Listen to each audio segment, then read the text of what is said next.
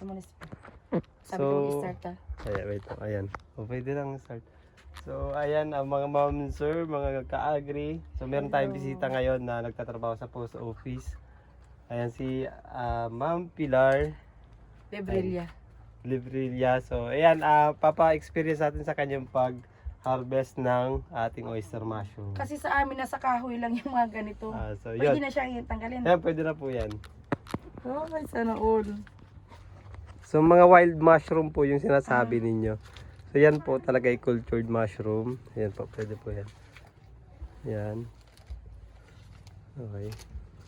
So, ikaw po yung ating first customer na unang Ito, okay na to. handpick. Hindi pa po yan. Ito lang. Yan po yung malaki na yan. Yan. Hawak po sa buong ano. Okay na. So, ayan. So, siya po si Ma'am Pilar na una nating handpicker na customer. Dito po, kung gusto niyo pong pumunta dito. Meron pa po dito. Nakakatuwa naman siya. Yan, ito po. Kasya po ba kayo? Maduduman po ang ano ninyo. Sige lang. Ayan po, Sa may pwede po yan. experience ko lang Ganyan na po, sako po yung lahat. Yan. Yan. Then ito rin po, pwede na yan. Ang cute niya. At saka ito po. Yan o. Okay na. Yan. Doon po sa kabila parang meron pa din. Talagang ano lang po yan. Yan dito po.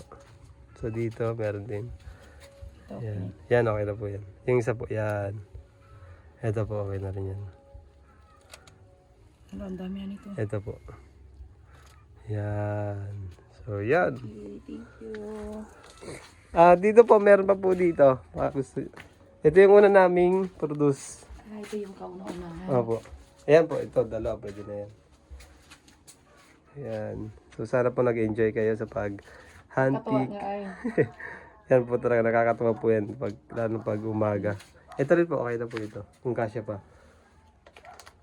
Shopping So, po. ayan.